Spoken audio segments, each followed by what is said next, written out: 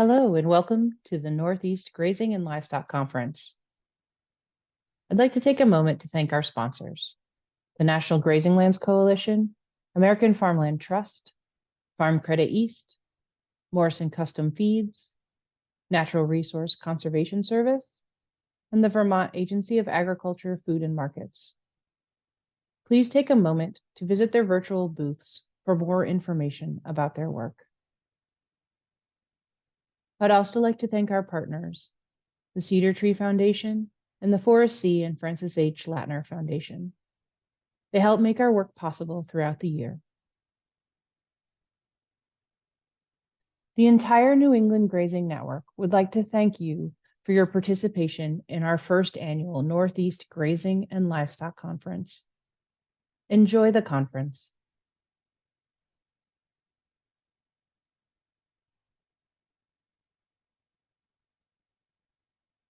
Good afternoon, Joe Emenheiser, Yukon Extension. I'm excited to pull this group together and do a panel on this topic. Meat quality improvement is a big personal and professional passion of mine. I've got a lot of background with it, but the reality is that we're here mostly to hear from our panel, and we've got a good cross section, I think, of the industry here in the Northeast. Kind of representing producers, processors, and aggregators, and most of these panelists fill at least two of those roles. So lots of varied perspective, and without further ado, we're going to dig right into this. And I'm going to ask them to introduce themselves. So the first question, just describe your operation for us, and your involvement with grazing and meat production or marketing. And Ridge, you want to kick it off for us? Okay, sure. I'm Rich Shin. I've been in the grass-fed beef business for about 20 years. I actually just published a book in November, Grass-Fed Beef for the Post-Pandemic World. So my prejudice, of course, is toward the cattle. And in terms of quality, there's always the conundrum between nature and nurture, or genetics and management. You know, my conclusion is you need both. You know, you have to have the right kind of cattle. And when I talk about quality, I always am looking for intermuscular fat and tenderness. So a quality eating experience. And to get consistent, you have to start with a good set of cattle genetics. And for intramuscular fat, my prejudice is that they have to be British breeds, that some of the imported continental breeds don't work. They don't get fat easily. And but then you have to look for the subset of the breed that is has propensity to get fat and are tender. And actually, one of the techniques that I promote is crossbreeding, hybrid vigor, in terms of getting, if you start with a bull, that's great, meat quality, and a cow of a different breed, then you also get hybrid vigor. It's 15-20% increase in production. So but the genetics are critical. I don't, you want to take up the whole time talking about it, but you can actually physically measure cattle, and you can use ultrasound to look at their qualities. But choosing the right starting place is going to save you a whole lot. On the management side, I have a friend who's now passed on, Doug Gunnick, who said he thought he could take any cow and put it on high quality forage and make it grade choice. I find that a little bit hard to believe, but he did it. So having the right quality forage, in other words, when in the finishing phase of finishing grass-fed cattle, you have to have high energy grass. So, and there's a whole lot to that management. Graze just the tops of the plant, and to have it in a high energy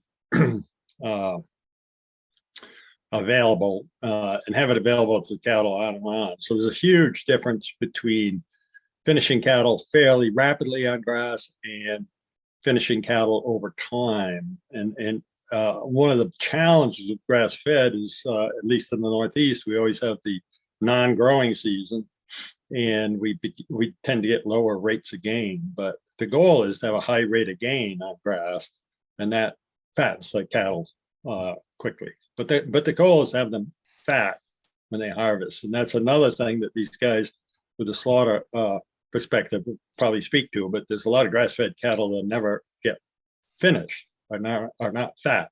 And that's going to go to the eating quality too. You can start with great genetics, but if the cattle aren't finished, then it's not going to be a great eating experience. Yeah, thanks, Rich. I think we might be getting a little bit ahead of ourselves. It's all good content, but let's bring the other two in and just talk about their role or their background in the industry, and then we can start digging into those quality specifics. Justin, you want to go next? Yeah. Good afternoon. I'm Justin Sauerwein. Been grazing cattle, different classes of cattle, for about 12 years now. Stockers, yearlings, with a focus on grass-finished beef. And I also run the Royal Butcher, which is a small USDA slaughterhouse and meat processing plant. And that's, I think, afforded me the opportunity to see a lot of different cattle come through and hone in sort of my expectations for quality based on what I'm seeing come through the shop.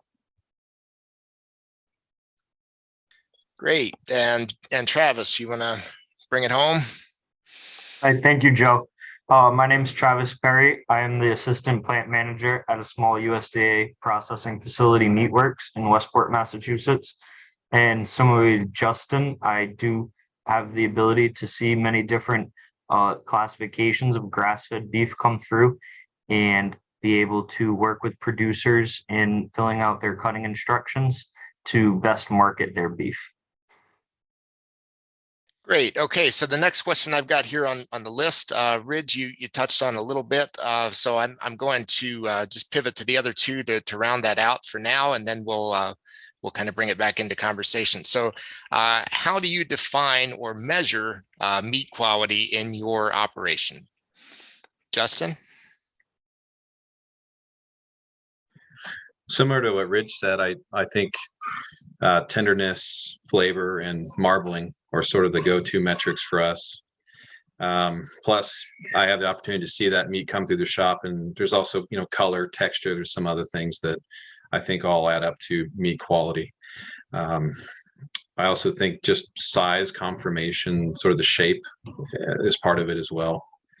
But I think, I would say tenderness, marbling, size, and color would be the main attributes. Travis? I agree. Marbling is definitely something that visually appeals to customers if they're not familiar with the individual farmer's practice. So that definitely can help sell your product. But tenderness and an eating quality for me would be the most important. And by finishing out your animal fully, you'll be able to definitely get a bit more flavor in that animal and have a better product in your package. Great. So I'm going to put you all on the spot a little bit, and I'm going to open the floor up. So just in terms of background, USDA quality grades are estimates of tenderness, juiciness, and flavor, and they use measurements on a carcass that can include mostly measurements of maturity, estimates of the age of the animal, and also marbling or intramuscular fat, as we mentioned. So it's probably no surprise. And we've been speaking mostly about beef, but this also applies to the other species, that there's not a USDA grading presence in the Northeast. And so with that in mind, how do you measure these attributes of quality that are important, and what role, if any, do you think that USDA grading has in your operation at any point? I don't see USDA grading as being something necessarily vital to the contribution to the sales of grass-fed beef. For us, we see that the farmers and producers that use our service, they're marketing based on the way that they've raised their beef and the feed, and making sure that they're antibiotic and hormone free, making sure that grazing and their soil is in check, and making sure that they're as low impact as possible seems to be the marketing attributes that we see coming through at Meatworks. Because to be able to finish these grass-fed animals is a lot harder in our area.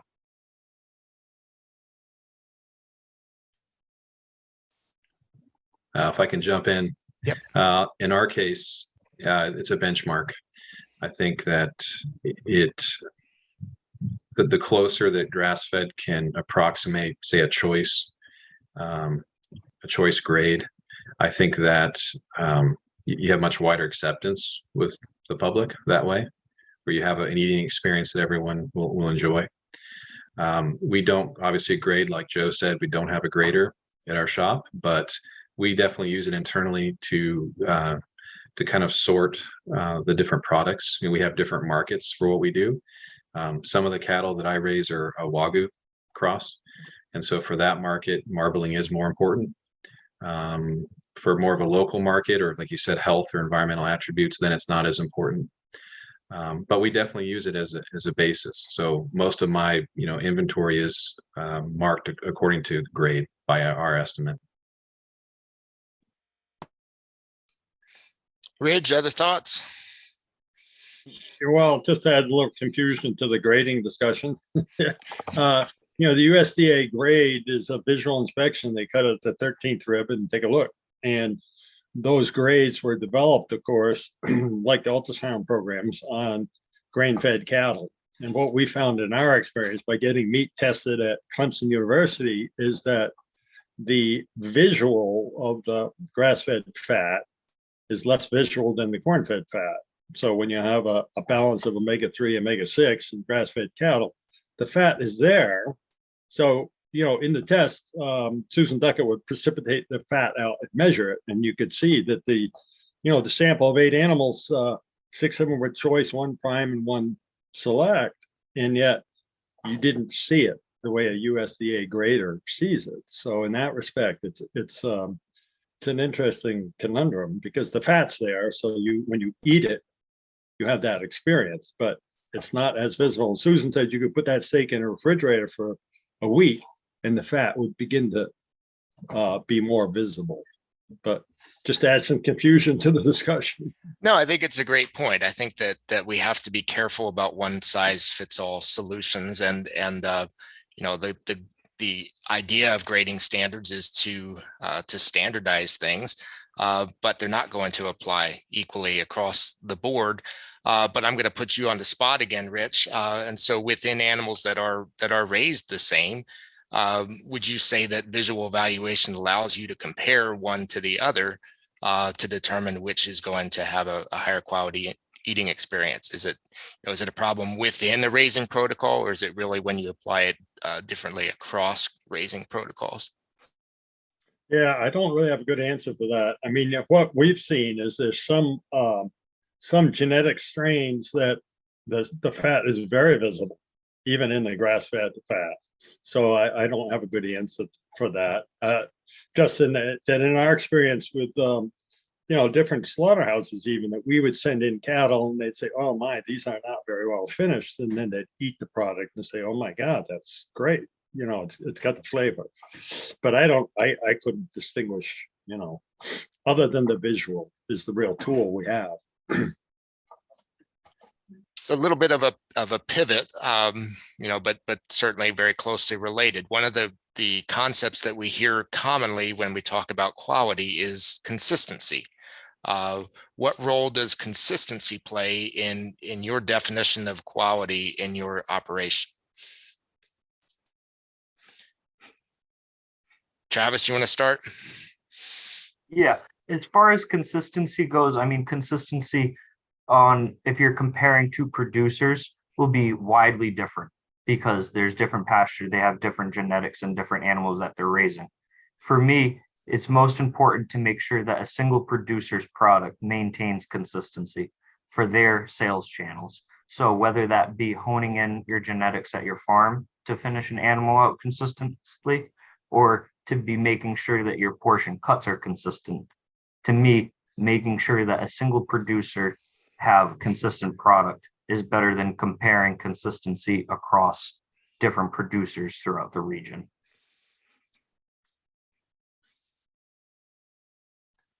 Either the other two want to jump in? Mute here. So one of our challenges is we've worked with large customers, so grocery store chains and PFG, Performance Food Group, $50 billion distributor. And they really do want consistency. In other words, they don't want a 400-pound carcass and then an 800-pound carcass.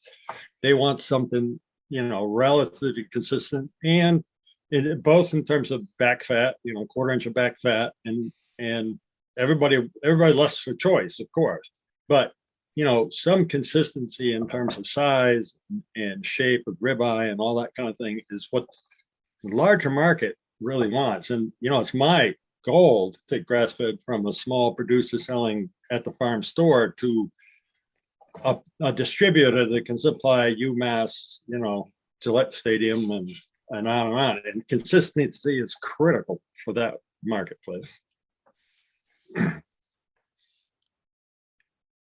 Justin, additional thoughts? I agree with the other two fellows. I think consistency is very important at every level, whether it be carcass balancing, if it's going to a wholesaler distributor, they're going to want to have some ability to predict or plan what they're receiving. Like you said, a 400 and 800 pound carcass can give you a very different product. And I think it also really helps with repeat customers, that they know what they're going to get every time. Okay, so segue into the next question, kind of with respect to grazing systems in the Northeast. Obviously, there's some inherent seasonality in that production system. Is there room for your definition of quality to vary seasonally, or what are the what's your approach to that seasonality? What are your thoughts on maybe overcoming that inherent seasonality? Well, one approach I take is to really take a look at stored forages. And I think in our region, that's pretty unavoidable. And I think having really good stored feed is important. And one issue I see with a lot of grass-fed beef coming through the shop is they tend to try to graze the maximum number of days. And so they're focused on that rather than animal performance. And I think that really has a negative effect on the quality of the meat. So I think looking at the whole year-round program, including the stored feed, is really important. And I've seen, we have a fair amount of dairy beef that come through the shop as well. And their feed is excellent. And they're able to get very high grade on all forage diets. And so that, I think that's an indicator of if you really pay attention to the feed program year-round, that'll really help with your entire program, not just during the grazing season. Justin, I want to follow up on that just with a question. So in a live animal that's growing, do you think there are metrics that producers can look at to know whether they're stretching that grazing season too far? You mentioned animal performance, but what specifically can they look for, to make sure that the animals are still performing and going to produce a quality product? Yeah, on the grazing side, I try to keep it simple. The two main things I'm looking for is forage availability and the quality. So if it's, is it leafy, is it green, is it in stage 2, or is it gone to seed? And then the other thing is making sure the intake remains high. So if you have a proper height, say, 8-inch-ish forage, you're probably good to go. But if you're down 4-inch and under, and they're sitting there nibbling, there's just not going to be the intake to support high rates of gain and marbling. Right. And the rate of gain, I think, is certainly a barometer that we can use that can tell a lot of things about the forage side, but also about what's going to happen in the carcass. Other two additional thoughts on that seasonality issue? Yeah, I'll jump in on that. I think he answered the question very well. It's all about quality. And, we've seen some remarkably beautiful beef harvested in February, but it's spent its winter on excellent, baleage, high quality. The other thing that some people don't think about, but one thing to fill in or extend the season, of course, is cover crops. And we have found by grazing a cocktail cover crop, we can get gains up in the 3 pounds a day area. But on stored feeds, you're only going to probably get 1.5 pounds, maybe 1.75 pounds. It's the most I've seen in the non-growing season. So it's important that forage be the best it can. And I agree with Justin, same thing. If you're extending the season just to keep the cattle out on grass, but there's no energy. I mean, that's the other thing with real short grass. The energy's in the top of the plant. So if you're grazing 3-inch grass, you're not you're not getting the fill, but you're also not getting the energy that's needed. And you might as well switch to some high energy stored feed. And important to remember also, when it cools off, the animal's energy requirement itself goes up by as much as 30% just to be able to stay warm. And so that creates a challenge the other direction. Travis, didn't want to skip over you if you. I mean, one way to potentially be able to combat if you're having a quality problem like that and you're not able to finish those animals and process those animals in the non-growing season, maybe an alternative would be to be able to process your animals coming from a processing background at a time that's optimal for your animals and keep your stored product until the non-growing season and then market it at that time. Cool. So a question that came in from the audience, and I think the time is as good right now as any while we're talking about definitions of quality. So, the question is, you mentioned fully finished. What age range are you aiming for to get fully finished? And I'm going to assume that this is a cattle question. Well, let me speak to that. So people call me all the time and they say, what age should we kill them? What weight should we kill them? And I always say, kill them when they're fat. And they're like, oh, when's that? I said, well, this is what I said. Here's your simple test. Go in their bathroom, look in the bathroom mirror, blow up your cheeks. And when you get around behind the animal, if it's got fat on the pawns and its brisket's beginning to fill, you're fat. But it's really going to be, it's going to depend. I mean, like so many things, it all depends on the frame size and its propensity to get fat and all that kind of thing. But yeah, you got to learn to understand and be able to evaluate when they're fat. And but it's not a date and it's not a weight, really.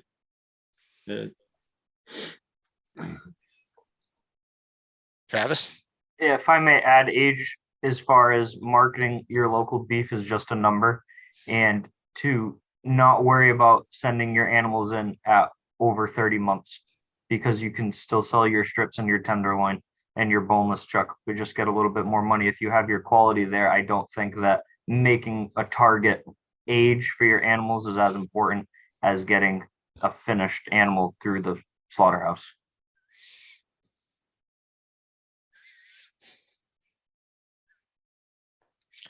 Justin? Yeah, I tend to agree. In our herd, I tend to find around 2 years tends to be, give or take a couple months, tends to be sort of the sweet spot where you have the maturity, you have the frame, but also it is, finished and fat. And that's running primarily a Wagyu Angus cross, which does take a little more time to finish.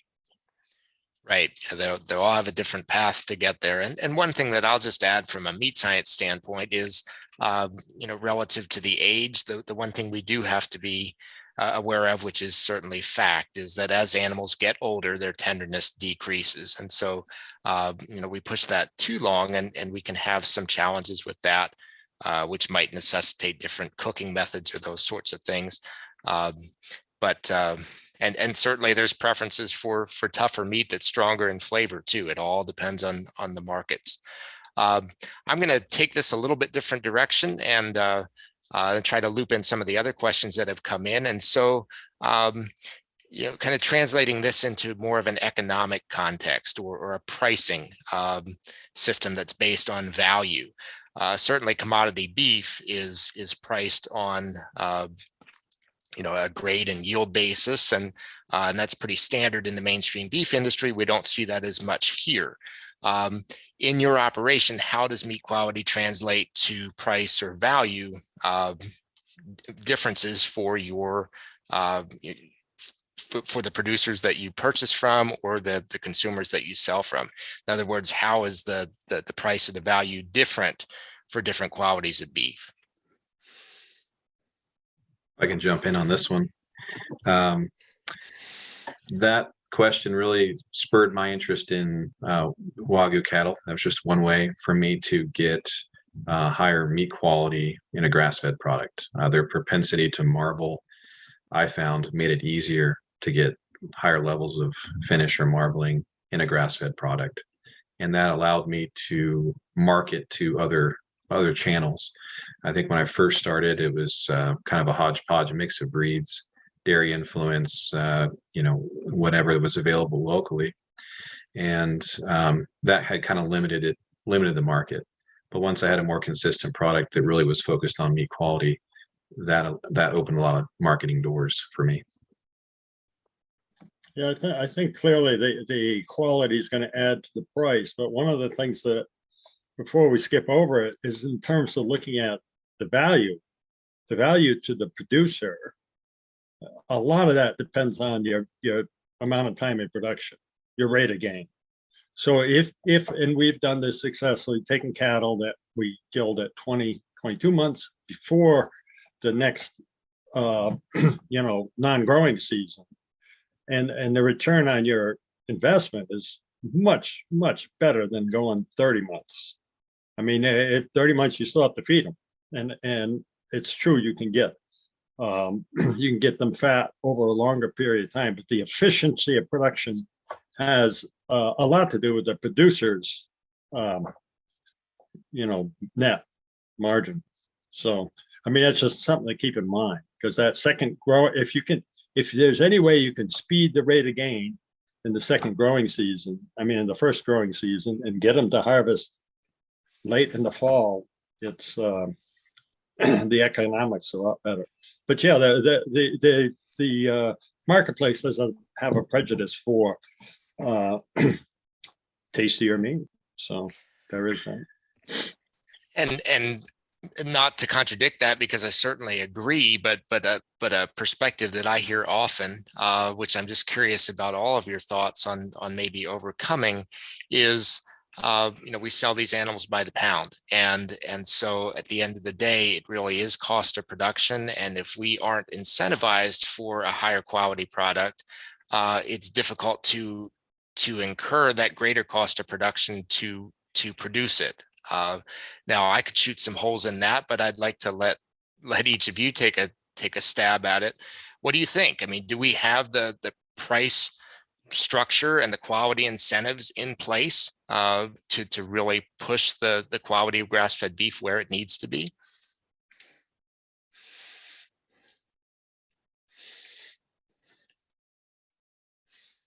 Well, go ahead, Justin. Okay. I think we're seeing a continual spread in the price of the different grades. So if you look at the choice, select, spread, and also prime, those are widening every year. And you're seeing more and more cattle that are grading choice and prime.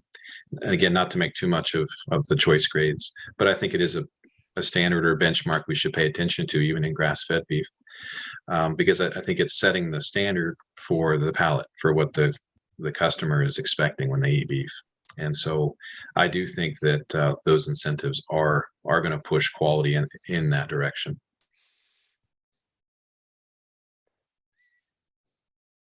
Travis? I believe that, to go off of that as well, is that the more attributes that you can put to your beef would in turn justify the price that you can put on your beef.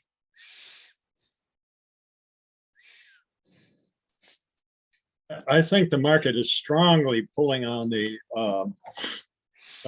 getting the quality grade up. I know some of the bigger purveyors that are buying beef in our marketplace are, definitely paying premium on choice. It's somewhere in the realm of 5 to 7 cents pound carcass weight. So that's, it's another $40 to go from no roll to choice. So there is they're pulling on that because their market wants that. I mean, it's actually a great time to be in the beef business of any kind right at the moment because of the shrunken supply. So there's a very high price all the way around, even wholesale. But it's a great time to begin to build that larger numbers of quality, but I think it's happening. You know, years ago, when we sample meat up people and they say, oh, I don't even want to taste it. Grass-fed beef, that is so tough and not tasty, and you have to pound it for 20 minutes, and then you might be able to choke it down. But it's a very different terrain out there now. There's a lot of people that figured out how to do it.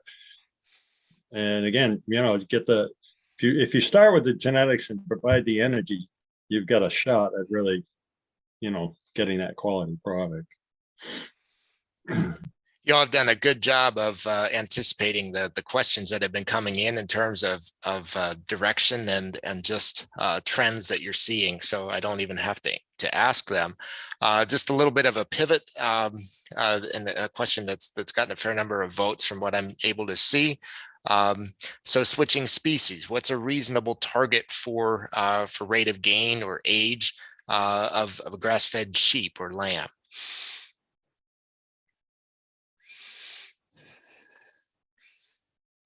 Well, I think you would want to harvest lamb prior to an age where the USDA will force you to classify it as mutton. I think that's one issue that sometimes we see with folks that raise them not quite understanding some of that terminology. And then also having enough carcass weight on the lamb, because at least in our case, we charge more or less a flat rate, and there's sort of an opportunity cost with doing lamb. And so it gets very expensive if you only have, say, a 20-pound or 30-pound carcass on a lamb. So I think really having it as large as you can is important. I really don't know much about quality in the lamb carcass. I do know that some of the people that I've worked with that are quite successful on lamb, they sell the lamb in the wholesale market live. And they make some good money. So they're not dealing with the flat fee for harvest and then all the parts. So that's another option. And in reality, as much as I'm a cattle guy and I love cattle, the sheep are much more efficient. You know, if you're getting a lambing rate of 150% and you can harvest them before the end of the growing season, oh my, get out of the way. Because the cattle definitely have to go through that first winter to get anywhere near finish. So there's those advantages. That raises a great point, because I agree with you biologically from the production standpoint, and yet from the sort of post-mortem on at the processing level, one of the challenges that we've had with sheep is that they are inherently inefficient in processing, at least in a beef facility. And so that drives the cost of processing them up, and it drives the cost of the product up as well, because we don't have, potentially the throughput to build a designated lamb processing facility like we might see in other parts of the country and world. So how do we remedy those things? What are some ideas maybe in terms of leveling the playing field, so to speak, between beef and lamb and those inherent efficiencies or inefficiencies on both sides?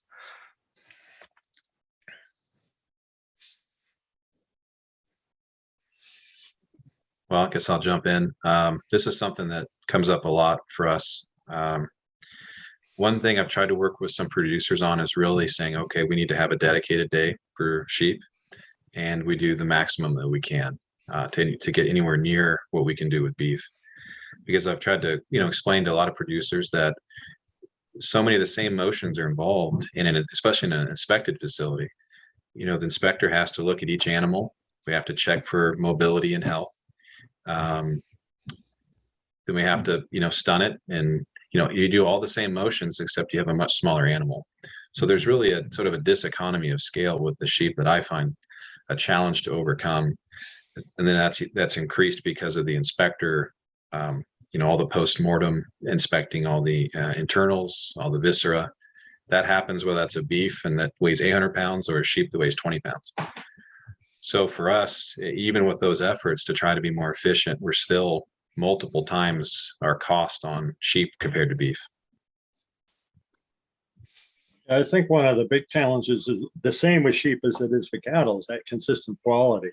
I visited a plant in France that was doing 500,000 sheep a year, And all the 500,000 sheep were sired by 200 rams by artificial insemination. So there's this incredible consistency on the hook, but it's totally dedicated plant to sheep.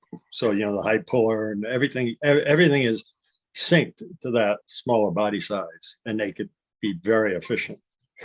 But at the end result is that they had a marketable product because of the consistent high quality, the carcass conformation, the fat cover, and all of that.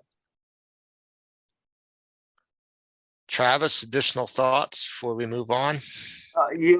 Coming from a processing facility, I completely agree with Justin in regards to the processing of a lamb, and understanding that those processing fees have been on the rise, that potentially direct marketing lambs could be a good alternative to still have your quality product, but direct market them in a different way.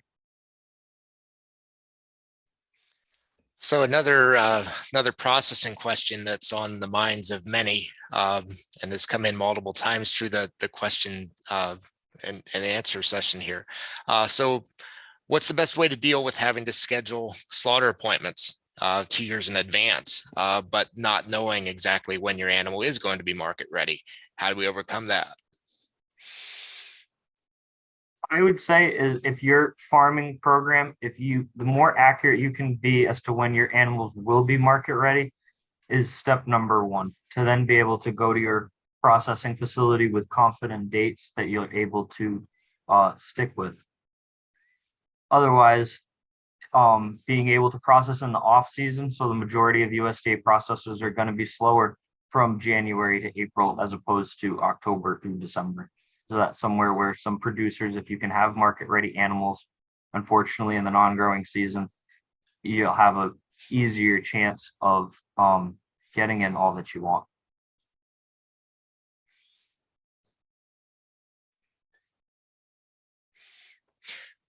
What about any sort of cooperative systems or aggregating systems? Certainly like others of you have experience with, to overcome that with some economies of scale. So it's not an individual producer trying to get an appointment, but there's some sort of cooperative. Any of you have experience with that? Well, of course, if you're doing an aggregation system like we've been doing over the years, and you're going to come consistently with a load of 15 or 20 head, you do step up in the pecking order, because it's, if you want them all cut the same way to primals, it's an easier job for the plant and that kind of thing. But, it's still extremely hard. We've used processes all over the Northeast to attempt to address those issues of timing and getting the quality, of the product. So it's a conundrum. I don't think there's any easy answer. But, scale of some sort does bring a value to the slaughterhouse. In other words, if you have 20 animals, you want the primals cut all the same. You don't want portion control. It's a much easier job. Then again, the processor doesn't touch it as often, so they don't get the as much money off the carcass. They're just going to primals. But we've done that, fairly successfully.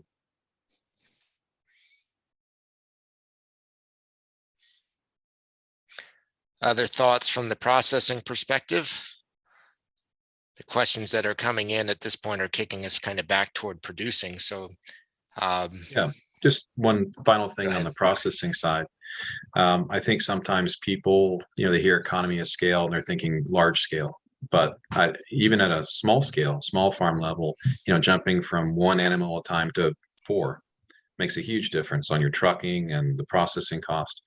So I think we should be looking really at those efficiencies at every level, even for small farms. I think those can yield really good results.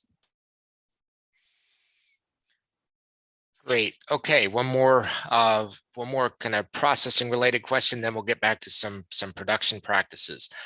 So we found that grass-fed beef needs more than the typical 2 weeks of hanging to properly tenderize. What's your experience in terms of hanging time and thoughts on increasing hanging time? I'm gonna be the odd man out maybe here, but I think especially in the case of a plant like ours, where it's just really a meat locker, not a dedicated dry aging facility, that I think hang time is very overrated and actually can be detrimental to the meat quality. When you're in a sort of a meat locker environment, if you try to, age for say 2 weeks or longer, you start getting mold, you start getting more desiccation. It has to be retrimmed. Almost all of my own animals that I run through hang for a week or less, because a lot of that meat is sold fresh and it continues to have aging in the bag as well. And I think that there's a diminishing return on tenderness with hang time. So I really have been pretty vocal with our customers on trying to sort of push back against this idea that a longer hang time is always better. I agree with Justin completely. So hang time is to mitigate tenderness issues. If you don't have tenderness issues, you can turn fairly quickly. So we got to the point where we would go from kill to begin to cut up in 3 days without any real tenderness issues. I tried an experiment back in the early days of hardwood beef. I was killing in a plant in Maine, and I really wanted to hang for 30 days. So I rented the guy's freezer trailer, and we put them in the chill box, move them into the trailer where we could, maintain humidity and temperature and everything. And oh my, was the meat good. It was fabulous, but it was also 15-20% desiccated meat on the outside. And you just couldn't afford it. So then we're like, okay, well, we'll just hang the ribs and strips and that. But eventually we got to the point where I said, no, 3 days is plenty if the cattle are tender. So, I mean, it's a challenge because obviously hanging does mitigate tenderness, but if you don't, a tenderness issue, but if you're not coming in with cattle that are tough because they're not finished, then you probably don't need to hang. And it's a big problem with these small plants. I mean, it's just a real estate question. It's just not enough real estate to go and hang for a long time. I so agree. Just cooler shrink alone, if you're hanging your beef upwards of 7, 14 or more days, you're going to be losing 1 or 2%. And that's weight that could have been in a package and sold. Right. We haven't specifically mentioned a lot about yield, and have focused more on quality and the quality grade attributes, but certainly, the percentage of cuts or percentage of saleable cuts that we're going to get from a carcass is a pretty important determinant of value too, even if we're not directly paid for that on a grid, that affects what we're able to sell. So this might be a segue kind of back into the production side. Ridge, you mentioned some things about genetics or age. Just in your experience from your perspective in the industry, what would you say are the top 2 or 3 things that producers can focus on to really improve beef, toward the definition of quality, or meats in general toward the definition of quality that you mentioned at the beginning? Well, the big issue again is back to genetics and finish. But, one of the things with grass-fed beef is it doesn't tend to get really over finished. So in other words, if your cattle are fat and you hold them for another month, you're not going to add another 3/4 of an inch of back fat. I mean, that's one of the things in the grain business. If you're feeding and they're fattening, they're just going to go over fat. And we did an experiment down at a butcher shop in Baltimore where we harvested a grass-fed carcass and a grain-fed carcass. And of course, the grain-fed people wanted to beat us, so they brought in an extremely fat animal. And we cut the whole thing. Gary Underlay was there, and we measured every cut. We did all the primals. We weighed everything. And the grass-fed was just a lot more efficient in yield, just because it didn't come in with excess extra fat. So it is, it's the yield is an issue. And again, I go back to the hybrid vigor. I mean, there's a place to pick up 15-20% increase in speed and size, and it's if you manage it. The problem is that when you do that hybrid vigor, that the F1 generation, the black baldy, is so much more beautiful than its mother that you put her back in the herd, and then the hybrid vigor wrap begins to die away. But that's a place where you can get, you can increase your yield simply by your breeding choice. So Justin, certainly some hybrid vigor and genetic selection built into what you're doing. Additional thoughts on that? No, I agree with what Ridge was saying. Maybe it's a little too oversimplified, but good cattle on good grass with good management. I think you have to have all three for it to work. And yeah, I have nothing to add to that. Travis? Good enough? Okay. All right. So a question that's come in about transport stress, hauling to harvest, and how that affects meat quality. And if you can, speak to multiple species on that, because certainly there's going to be some differences. Travis, I'm going to give you a turn and have you take this one first. Sorry about that. The printer was running in the background. And to be able to get your animals at a processing facility that is closest to your farm will definitely minimize the stress on the animals. And as we know, that can definitely lead to the tenderness of your beef if you have a stressed animal that doesn't want to be on a trailer for 2.5 hours. Let me jump in just for a second. I would disagree with that in that we've trucked cattle for 8-10 hours, and if the driver's a good driver, cattle like to be together, and cattle are pretty comfortable. But the challenge is following that all the way through. And Temple Grandin told me once, she said, if you really want to de-stress your animals, so every Saturday when you go downtown for an ice cream cone, put the cattle in the trailer and take them with you. So there's no stress to loading, offloading, any of that. But at the end of the day, we had a problem in the little plant down in Connecticut where the driver bringing cattle in was a real cowboy, and he'd swing that trailer around, back it up, slam the cattle back and forth. And oh my, did we have some tough meat out of that. I mean, that's the thing. You can ruin that meat in the last, last 10 hours or whatever, pretty easily. So it is an important question for sure. Yeah, a lot of commodity beef in other parts of the country where, we think about there being a lot more harvest and processing infrastructure. There's really not. There's great distances between it, and we truck cattle, long distances to get there. And if we do it right, they're fine. So sometimes where, we get into our own little world in the Northeast and think about, 2 hours to a slaughterhouse being a great distance. In the grand scheme of things, it might not be that great. Justin, I didn't mean to cut you off. Oh, not at all. I just wanted to add to that I do have some family in the Midwest and have trucked cattle from as far as Kansas, and they'll arrive, 50 on a pot load, and I'll be, laying down and very comfortable, no stress. And then conversely, we, will have local farms that are just, maybe 10 miles or less from the butcher shop, and they come running off and they're hot and they want to jump the fences. And so it seems like the temperament of the cattle, the owner, the livestock hauler, all those things factor into stress, like Ridge said, from the farm all the way to unloading and then beyond, with how they're handled at the, the slaughter facility.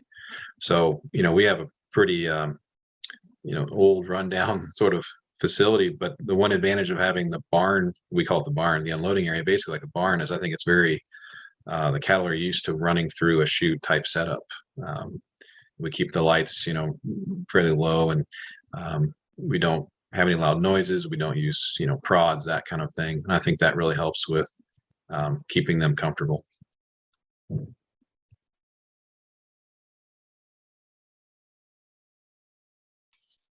Yeah, I think that handling all the way through is critical. I visited that big plant down, cargill plant down Wyalusing, does 1,800 animals a day, and they're all coming in on pots. So that's 50 at a whack, boom, boom, boom, and they're all getting put together in a big group, and they're just remarkably calm. Music's playing. Plant has a rule: if anybody hits an animal, certainly no prods, but if anybody even hits an animal, they're fired. And the animals, with the right kind of management, the right kind of people who know how to manage cattle just flow through, and the kill is very efficient. So that's more important in a way. Plus the facility itself. We had a little problem in Connecticut. We had some meat that was like real tough and pale. And I called Temple Grandin and I said, what's going on? Is this a vitamin E deficiency or something? She said, no, just stress. And so I sent her a video of the shoots and everything. And there was a place she identified, this is classic Temple Grandin, but there was a place where light was coming through and some chains were dangling right before the kill box. So the cattle would come around the corner. And, as soon as we solved those with a big piece of cardboard, cattle walked calmly into the kill chute. So there's a lot of those kinds of things that sometimes in a small plant are a problem, but a lot of times not. Like Justin's saying, you get people know how to handle the cattle, and cattle come in and they calm and go to kill, then you don't have that stress factor. But it definitely affects the meat if you have stress. Yeah, we've appear to have touched a nerve with the handling stress questions, and so a number of follow-ups have come in. Is it also the handling stress? Is that also a matter of moving one or two animals away from the herd as opposed to moving, the whole group of them together? What are the effects of that? What are the things that we might be able to do to mitigate that stress from separation?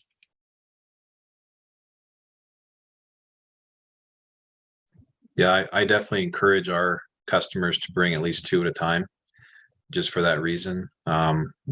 One animal alone, it's always hard to know how they'll react to that stress of being separated. And especially if they're not used to being hauled around in a trailer. And I would say without fail, most of our really difficult animals that come in that are hot, that want to jump or charge people, are single animals. Yeah, the thing to remember is the cattle really are a herd animal. They want to be together if at all possible.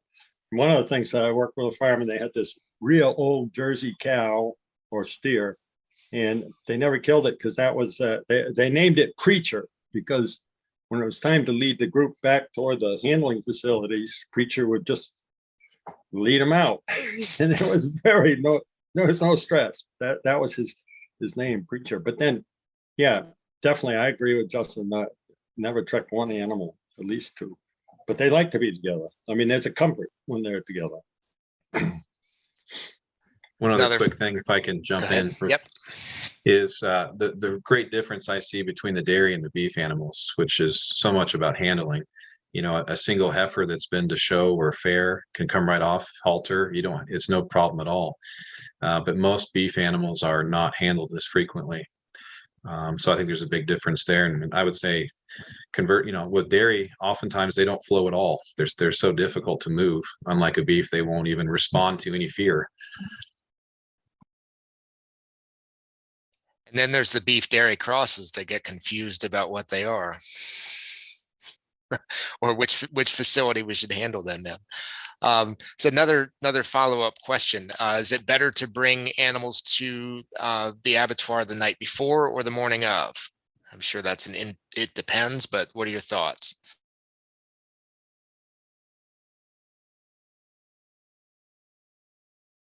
The processing side, I guess it matters if you want to move their gut fill in a barrel or in the barn for me.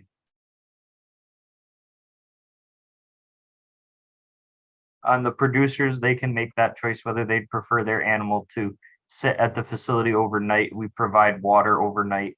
They never sit more than the night before, and then they're slaughtered the next morning for us. I haven't seen any real strong correlation with stress and drop-off time. Usually if they're calm, either way, it's good. Like Travis said, for us, I would prefer to run them in on the day of and not have to clean out the barns as much.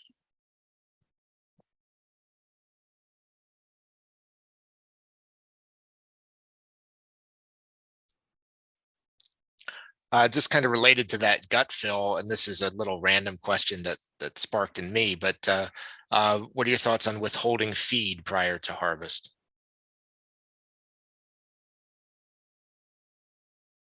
I would say don't do it, don't withhold feed and water. They're gonna shrink anyway. And, that's one of your challenges with grass fed is you're gonna have a bigger gut than you are on a grain fed animal. So you just kind of that goes with the territory, but I wouldn't suggest, pull them off feed at any time before.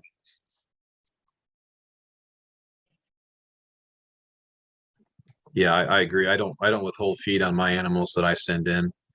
Usually, like Ridge said, they tend to evacuate on the trailer and when they're waiting, and there's always going to be some shrink. And at least in our case, the way we eviscerate, it's not really a big deal either way, whether that gut is more filled or not.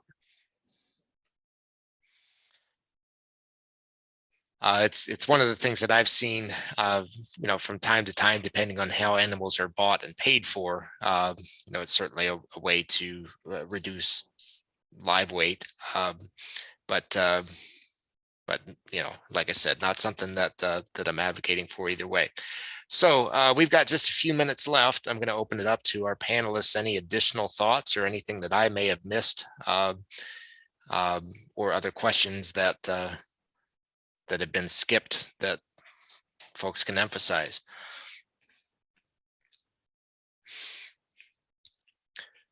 What's your parting wisdom? I think you did I think you did a good job in getting a lot into an hour. Kudos.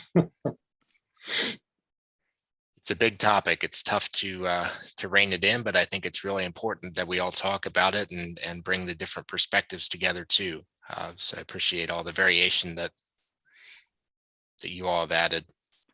One final thought on my end on the producer side would be the number one problem I see in most grass-fed beef that comes through our facility is that you can tell that the animal was malnourished, so to speak. And at least in our part of the world, I think it's primarily the main culprit would be intake. I think Ridge is right to emphasize quality, but I think if you don't have any grass at all, you can't talk about quality. And I just see so many pastures that are overgrazed that I think balancing the supply and demand, so to speak, of the supply of the forage with the demand of the cattle is the first management that really needs to happen, because so much of the product coming through is subpar, and I think it gives grass-fed beef a bad name. I would wholeheartedly agree with that. I see many websites of grass-fed beef and do grass-fed beef, and they're standing on a golf course. I'm like, where's the food? It's a big issue. And sorry to interrupt you, Ridge. Anything you want to get in before the buzzer, Travis? We're about to close out here. Thank you very much. Appreciate it. Okay, thank you, everyone. Yeah, Yes. thank you all. I really appreciate the panel. Let me just say a few things. One, there were a few more questions. If Ridge and Travis and Justin, if you want to scoot into Hoover, you could answer those questions. I could also send them out. So they'll sit up there for the next 3 months. So we'll try to get the rest of the questions answered that weren't able to get to today. Also wanted to mention Ridge has got a book that just came out. So we'll post that in I think it's already posted, but we'll post it again, and Ridge's new book. And then let's see what's coming up next for the conference at 2 o'clock. There are 2 sessions. Again, we're doing concurrent sessions. There's one about being a farmer and a whole human. And then there's another one that is the introductions to the work that's being done in grazing in New England. So that will be the New England folks from the New England Grazing Network will be a part of that. So that starts at 2. And thank you very much for joining us. We really appreciate your time and sharing your wisdom, guys.